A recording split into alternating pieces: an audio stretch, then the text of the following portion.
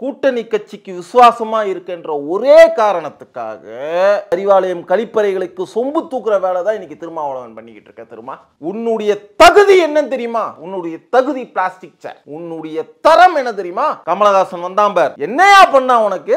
பெரிய மாட்டு செயின் மாதிரி ஒரு சங்கிலிய போட்டான், தங்க முலாம் பூசப்பட்ட ஒரு வெள்ளி செயின் அப்படின்னா. நான் இந்தியா விட்டே ஓடி போறேன்னு சொன்ன நாய் நாய் நாலாந்தர நாய், அந்த நாய் இன்னைக்கு சொல்லுது, அவன் சொல்றான், நான் எதிரியை தீர்மானித்து விட்டேன், நான் எதிரியை தீர்மானித்து விட்டேன், என்னுடைய ஒரே எதிரி சாதி அப்படிங்கிறான். யாரு?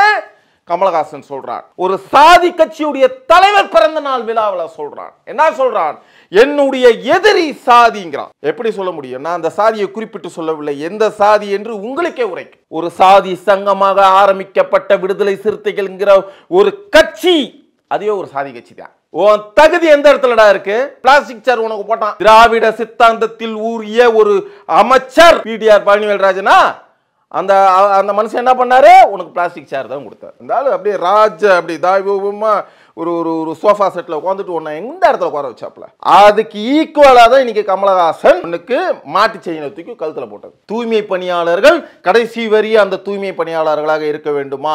ஆகையால் அவர்களை பணி நிரந்தரம் செய்யக்கூடாது, அவர்களுக்கு தேவையான உதவிகள் செய்யட்டும். இல்லைன்னா அவங்க கடைசி வரைக்கும் அவன் பாட்டேன் முப்பாட்டேன் அவன் பேரன் அவன் கொள்ளு பேரன் எல்லாருமே அதே வேலையில இருப்பாங்க. யார் சொன்னது? நீ ஓனக்ஸ் அந்த ஆந்திரா கம்பெனி ஒன்று கான்ட்ராக்ட் எடுத்திருக்கானே, அதுல போய் பாரு, அந்த குப்பை வாழ்றான் பாரு. ஐயர் இருக்கா, வன்னியர் இருக்கான், தேவர் இருக்கான், நாடார் இருக்கான், எல்லா ஜாதிகாரனும் அதுல இருக்கான். யார் இல்லன்னு நினைக்கிற? வா, நான் ப்ரூவ் பண்றேன். உன் சமூகத்தை சேர்ந்தவர்கள் மட்டும் அங்கு பணி செய்கிறார்கள்ன்றத ப்ரூவ் பண்ணடா பாப்போம். நான் கேட்கிறேன், திருமா கலைஞர் முதலமைச்சராக இருந்தார், இன்று மு.க. ஸ்டாலின் முதலமைச்சராக இருந்தார், நாளைக்கு உதயநிதி முதலமைச்சராக இருப்பார், அடுத்தது உதயநிதி புள்ள முதலமைச்சரா இருப்பான். நீங்க எல்லாம் சொம்பு தூக்கினா அவங்க கக்கூஸ் வாசல்ல நெலுங்கோ. இன்னைக்கு கம்யூனிஸ்ட் கட்சியை சேர்ந்த முத்தரசன் ஒரு தலைவர் ஒரு வார்த்தையை விட்டார். என்ன வார்த்தையை விட்டார்? ஆமாம், திமுக என்கிற ஒரு கட்சி எங்களுக்கெல்லாம் லஞ்சமாக தேர்தல் செலவுக்கு பணம் கொடுத்தது, திருட்டுத்தனமாக பின்வாசல்ல கொடுக்கல, நடு இரவுல கொடுக்கல, அக்கௌண்ட் டு அக்கௌண்டா எங்களுக்கு கொடுத்தாங்க, அதுக்கு ஆதாரம் இருக்குன்னு அவர் வாயாலேயே ஓப்பனா சொல்றாரு. இன்னைக்கு 500 ரூபாய் சம்பளம் வாங்கினா 300 ரூபாய் டாஸ்மார்க்ல கொடுத்து குடிகாரனா ஆயிட்டான். 30 வயசுக்கு மேல எவனுமே கிடையாது, கிட்னி ஃபெயிலரா லிவர் ஃபெயிலரா செத்து போனான். கூட்டி கொடுப்பதும் அவனே, ஊத்தி கொடுப்பதும் அவனே, காட்டி கொடுப்பதும் அவனே, சாகடிப்பதும் அவனே. இதுக்கெல்லாம் காரணம் திமுக என்கிற திருட்டு திமுக அரசு.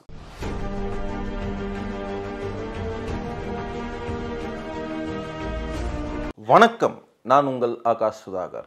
மேட்பாக்ஸ் சேனல் மூலமாக உலக மக்களை சந்திப்பதில் நான் பெருமை கொள்கிறேன். தொல் திருமாவளவன் அவரை பற்றி அரசியல் ரீதியாக நிறைய ஏற்றம் இறக்கம் இருந்தாலும் அவர் மீது ஏதோ ஒரு வகையில் நம்ம ஒரு வணக்கத்தை செலுத்திட்டு போவோம். ஆனால் அதெல்லாம் காரி துப்புற அளவுக்கு திருமாவளவன் நடந்து கொண்டார் அப்படிங்கிறது தான் உண்மை. அதுக்கு சாட்சியாக நிறைய விஷயங்கள் வந்திருக்கு. ஒன் பை ஒன்னாக பார்ப்போம். உன் சமூகத்தை சேர்ந்தவன் இன்னைக்கு 1947க்கு முன்னாடி இருந்தவன் அப்படியே இருக்கிறானா? ஒருத்தனை காமி பார்ப்போம், ஒருத்தனை காமி. உன் கட்சிக்காரன் எல்லாருமே இன்னைக்கு ஃபார்ச்சுனர் காரில் தான் போகிறான். சாதாரண ஒரு வட்ட செயலாளர் ஃபார்ச்சுனர் காரில் போகிறான். இல்லைன்னு சொல்ல முடியாது, ஓகேவா? இல்லைன்னு சொன்னால் நீ போய் சொல்கிறேன்னு அர்த்தம். அவன் வளர வளர நீயும் வளர்ந்துக்கிட்டு தான் இருக்க. ஏதோ ஒரு வகையில் அவன் வளர்றான், ஓகே? அதை விடு, அது உன் கட்சிக்காரே. இன்னைக்கு கார்பரேஷன் ஆஃபீஸில் ஒவ்வொரு மனுஷன் வயிற்றுலையும் வாயிலையும் கட்டிக்கிட்டு அழுகுறான் அப்படின்னா அது என் அண்ணன் தம்பி, என் சொந்த பந்தம். என்னுடைய கழிவை என் தாய் தந்தை சுத்தம் செய்யலாம், என்னுடைய கழிவை என் அண்ணன் தம்பி சுத்தம் செய்யலாம், என் கூட பிறந்தவன் யாரோ ஒருத்தர் மூணாவது ஆள் சுத்தம் செய்கிறானா அவன் என் தாய் தகப்பனுக்கு ஈடானவன், என் அண்ணன் தம்பிக்கு ஈடானவன். அவன் இன்னைக்கு கஷ்டப்பட்டுக்கிட்டு இருக்கான். நீ உதவி செய்ய தேவையில்லையா, உபத்திரம் செய்யக்கூடாது. கூட்டணி கட்சிக்கு விசுவாசமா இருக்கின்ற ஒரே காரணத்துக்காக அறிவாலயம் பின்புறம் போய் உட்காந்து சொம்பு தூக்கிக்கிட்டு இருக்க பேரு. அறிவாலயம் கழிப்பறைகளுக்கு சொம்பு தூக்குற வேலை தான் இன்னைக்கு திருமாவளவன் பண்ணிக்கிட்டு இருக்க. திருமா தப்பு. உன்னுடைய தகுதி என்னன்னு தெரியுமா? உன்னுடைய தரம் என்னன்னு தெரியுமா? உன்னுடைய தகுதி பிளாஸ்டிக் சேர். உன்னுடைய தகுதி பிளாஸ்டிக் சேர். உன்னுடைய தரம் என்ன தெரியுமா?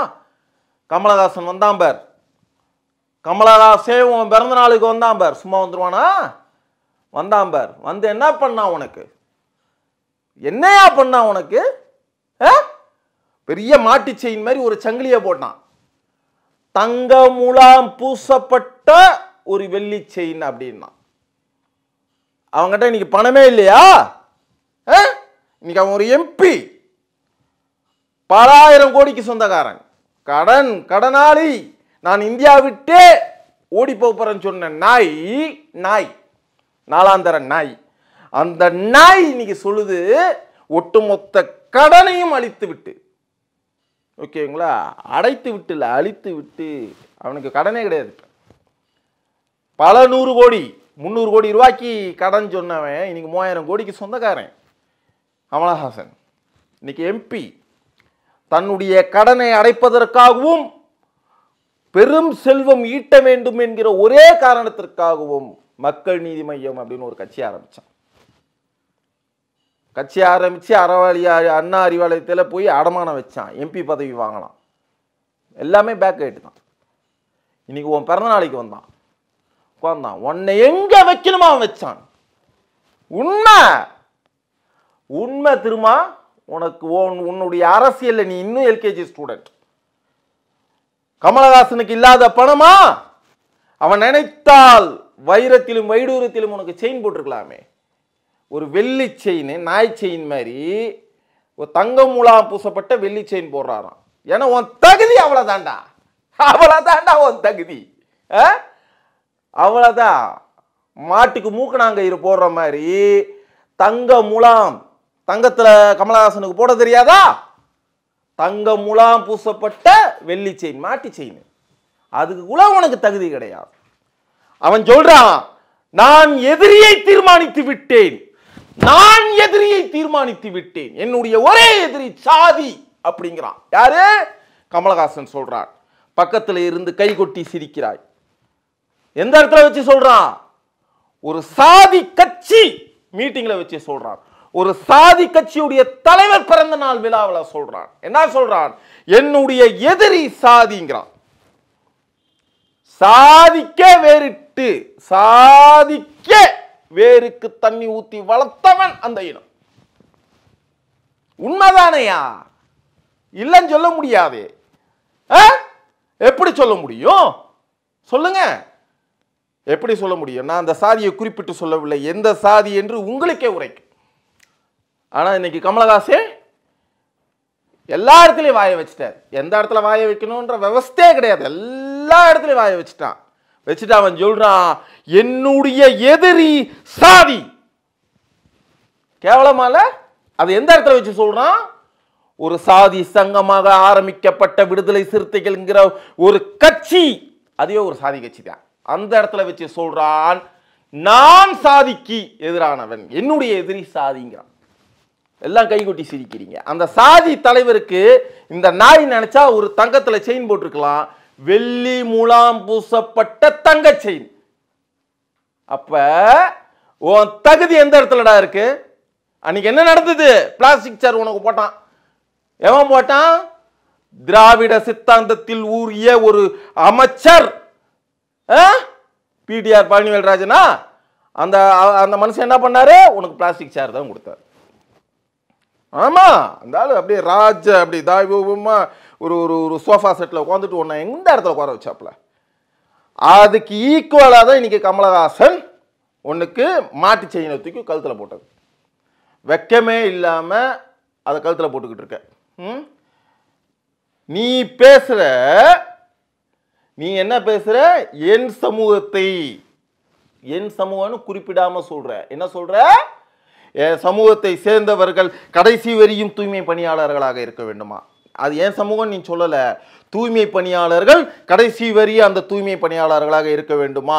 ஆகையால் அவர்களை பணி நிரந்தரம் செய்யக்கூடாது, அவர்களுக்கு தேவையான உதவிகள் செய்யட்டும். இல்லைன்னா அவங்க கடைசி வரைக்கும் அவன் பாட்டேன் முப்பாட்டேன் அவன் பேரன் அவன் கொள்ளு பேரன் எல்லாருமே அதே வேலையில் இருப்பாங்க. யார் சொன்னது? நீ ஓஎன்எக்ஸ் அந்த ஆந்திரா கம்பெனி ஒன்று கான்ட்ராக்ட் எடுத்திருக்கானே, அதில் போய் பாரு, அந்த குப்பை வாழ்றான் பாரு, அதில் யார் யார் இருக்கான்ற, யார் யார் இருக்காங்கிற நினைக்கிற? ஐயர் இருக்கான், வன்னியர் இருக்கான், தேவர் இருக்கான், நாடார் இருக்கான், எல்லா ஜாதிகாரனும் அதில் இருக்கான். யார் இல்லைன்னு நினைக்கிற? வா, நான் ப்ரூவ் பண்றேன். உன் சமூகத்தை சேர்ந்தவர்கள் மட்டும் அங்கு பணி செய்கிறார்கள்ன்றதை ப்ரூவ் பண்ணடா பார்ப்போம். ஒருத்தர் இன்னைக்கு அந்த அந்த பிரைவேட் கார்பரேஷனில் வேலை செய்கிற அந்த மனுஷன் ஒருத்தர் சொல்கிறாரு, ஐயா என் பொண்ணை நான் இன்ஜினியரிங் படிக்க வச்சிருக்கேன். அப்படி பார்க்கும்போது ஒரு பெருமையாக இருந்தது. சரிண்ணே, இப்போ எங்கண்ணே போயிட்டு இருக்கீங்க? Wine shop. ஏன்பா? காலிலேருந்து கஷ்டப்பட்டுக்கிட்டு இருக்கீனே, உடம்பு முடியல, கூட்டியும் கொடுத்தாங்க காட்டியும் கொடுத்தாங்க அப்படிங்கிற மாதிரி சரக்கு வாங்கி கொடுத்து என் சம்பளத்தெல்லாம் அடிச்சு விட்டாங்க. அன்றைக்கி ஆரம்பிச்சது இன்னைக்கு வரைக்கும் போய்கிட்டே இருக்குண்ணே. யாரை சொல்கிறாரு? உங்கள் திமுக திருட்டு கூட்டணியை பற்றி சொல்கிறார். ஐயா இதுக்கு முன்னாடி என்ன கட்சியிலையா இருந்தீங்க? அவர் அடையாளம் காமிக்கப்பட்ட கட்சி எது தெரியுமா? திருமாவளவன் என்கிற ஒரு அரைவேக்காடு கட்சி. இன்னைக்கு கூணு கும்பிடு போடுற. யாருக்கு கூணு கும்பிடு போடுற? யாருக்கு கூணு கும்பிடு போடுற? மு.க. ஸ்டாலின் என்கிற ஒரு 70 வயது கிழவனுக்கு கூணு கும்பிடு போடுற. நேற்று என்ன நினைச்சோம், இன்னைக்கு என்ன சாப்பிட்டோம், நாளைக்கு என்ன செய்ய போறோங்கிற சுயநினைவே இல்லை அந்த மனுஷனுக்கு. வயதாகி போய்விட்டது, வயது முதிர்வி காரணம். அந்த ஆளுக்கு கூணு கும்பிடு போட்டுக்கிட்டு இருக்க. நீ யாருன்னு அந்த ஆளுக்கு தெரியல. அதனாலதான் அவருக்கு இணையா துணை முதலமைச்சர்னு ஒரு தம்பியை எடுத்துட்டு வந்து அவர் புள்ள நியமிச்சிருக்காங்க. நீ சொல்ற என்ன சொல்ற? குப்பை வாழ்றவன் புள்ள குப்பை வாழ வேண்டுமா? குப்பை வாடுறவன் பேர குப்பை வாரணுமா? பாத்ரூம் கழுவுறவன் பேரன் பாத்ரூம் கழுவணுமா அப்படின்னு கேட்கிறேன். நான் கேட்கிறேன், திருமா கலைஞர் முதலமைச்சராக இருந்தார், இன்று மு.க. ஸ்டாலின் முதலமைச்சராக இருந்தார், நாளைக்கு உதயநிதி முதலமைச்சராக இருப்பார், அடுத்தது உதயநிதி புள்ள முதலமைச்சராக இருப்பான். நீங்கெல்லாம் சொம்பு தூக்கினா அவங்க கக்கூஸ் வாசல்ல நெல்லுங்கோ. கருணாநிதி முதலமைச்சராக இருந்த போது மு.க. ஸ்டாலின் துணை முதலமைச்சர், மு.க. ஸ்டாலின் முதலமைச்சராக இருந்த போது உதயநிதி துணை அமைச்சர். நாளைக்கு உதயநிதி முதலமைச்சராக இருக்கும்போது அவன் பையன் வருவான் துணை முதலமைச்சர். நீங்கெல்லாம் அறிவாலயம் பக்கத்தில் போயிட்டு கோபாலபுரம் பக்கத்தில் போய் ஆளுக்கு ஒரு சொம்பு தூக்கின்னு போய் நில்லுங்க. இன்னைக்கு கம்யூனிஸ்ட் கட்சியை சேர்ந்த முத்தரசன் ஒரு தலைவர் ஒரு வார்த்தையை விட்டார். என்ன வார்த்தையை விட்டார்? ஆமாம், திமுக என்கிற ஒரு கட்சி எங்களுக்கெல்லாம் லஞ்சமாக தேர்தல் செலவுக்கு பணம் கொடுத்தது. திருட்டுத்தனமாக பின்வாசல்ல கொடுக்கல, நடு இரவுல கொடுக்கல, அக்கௌண்ட் டு அக்கௌண்டா எங்களுக்கு கொடுத்தாங்க, அதுக்கு ஆதாரம் இருக்குன்னு அவர் வாயாலேயே ஓப்பனா சொல்றார். திமுக என்கிற ஒரு லஞ்ச பெருச்சாலி கட்சியில் கட்டியிருந்து நாங்கள் கொல்லப்புறமாக லஞ்சம் வாங்கவில்லை, நடு இரவில் லஞ்சம் வாங்கவில்லை, அக்கௌண்ட் டு அக்கௌண்டாக நாங்கள் பெற்றுக்கொண்டோம். எங்களுக்கு அக்கௌண்ட் டு அக்கௌண்டாக, அதாவது திமுக அக்கௌண்ட்ல இருந்து விடுதலை சிறுத்தைகள் அக்கௌண்ட்டுக்கும், திமுக அக்கௌண்ட்ல இருந்து கம்யூனிஸ்ட் கட்சி அக்கௌண்ட்டுக்கும், திமுக அக்கௌண்ட்ல இருந்து XYZங்கிற அக்கௌண்ட்டுக்கும் பணம் வந்தது. நாங்கள் தேர்தல் செலவுக்கு செய்து கொண்டோம். ஓபன் வாக்குமூலம் ஒரு கட்சியுடைய மாபெரும் தலைவர் சொல்றார், கம்யூனிஸ்ட் தலைவர். அந்த காலத்துலலாம் பார்த்தீங்கன்னா உண்டியல் குலுக்கி பிச்சை எடுத்தோம், இன்னைக்கு அறிவாலயம் பின்னாடி போய் நாங்கள் பிச்சை எடுக்கிறோம், எங்களுக்கு வாரி வாரி வழங்குறாங்க. அவங்களுக்கு விசுவாசம் இல்லாமல் நாங்கள் யாருக்கே விசுவாசமாக இருக்க போகிறாங்க. அந்த காணொளி பார்த்த பிறகு எல்லாருக்கும் ஒரு மிகப்பெரிய அதிர்வலைகள். செவிவழி செய்தியா மட்டுமே அந்த ஒரு விஷயம் இருக்கும். 100 கோடி வாங்கினாங்க, 50 கோடி வாங்கினாங்க, 500 கோடி வாங்கினாங்க சொல்லுவாங்க. இந்த சீமான்கிற ஒரு திருட்டு பையன் சொல்லுவான், 1000 கோடி என்னை பேரம் பேசினார்கள்னுவான். அவன் பேச்செல்லாம் எவனும் நம்ப முடியாது. ஆனால் ஒரு கம்யூனிஸ்ட் கட்சியுடைய தலைவர், மாபெரும் தலைவர், அதிகமாக ஊடகங்களில் சச்சரவுக்குள்ளாகாத ஒரு தலைவர், அவர் வாய்மொழியாக ஒரு காணொளியில சொல்றாரு, ஒரு மிகப்பெரிய ஒரு சாட்சியாக தன்னை வெளிப்படுத்திக் கொள்கிறார். ஆமாம், நாங்கள் அறிவாலயத்தில் இருந்து பணம் பெற்றோம். அவர் அண்டர்லைன் பண்றது, கம்யூனிஸ்ட் கட்சி வாங்கினாங்க, எல்லா கட்சிக்காரங்க வாங்கினாங்க, முஸ்லிம் லீக் கட்சி வாங்குச்சு, எல்லாம் வாங்குச்சு, திருமாவளவன் கட்சியும் வாங்குச்சு. அந்த இடத்துல திருமாவளவன் அப்படின்னும் போது ஆயிரம் ஆயிரம் ஆயிரம் ஆயிரம் ஆயிரம் கருத்து வேறுபாடுகள் இருந்தாலும் ஏதோ ஒரு சமூகத்துக்காக அவன் போராடுகிறான், அவனும் ஒரு போராளி தானே அப்படிங்கிற ஒரு பார்வை எங்களை மாதிரி ஒரு நெறியாளர்களுக்கெல்லாம் இருக்கு. இன்னைக்கு 500 ரூபா சம்பளம் வாங்கினா 300 ரூபா டாஸ்மார்க்களை கொடுத்து கடங்காரன் ஆகிட்டு இருக்கான், குடிகாரன் ஆகிட்டு இருக்கான். 30 வயசுக்கு மேல எவனுமே கிடையாது, கிட்னி ஃபெயிலராய் லிவர் ஃபெயிலாய் செத்து போனான். சாவடிக்கிறீங்க. கூட்டி கொடுப்பதும் அவனே, ஊத்தி கொடுப்பதும் அவனே, காட்டி கொடுப்பதும் அவனே, சாகடிப்பதும் அவனே. இதுக்கெல்லாம் காரணம் திமுக என்கிற திருட்டு திமுக அரசு. இந்த திமுகங்கிறது ஒத்தவரி சொல் இல்லையா, அவன் கூட ஒரு 10 கட்சி இருக்கு. அந்த 10 கட்சியும் கூட்டு களவாணிகள், எல்லாரும் கூட்டு களவாணிகள் தான்.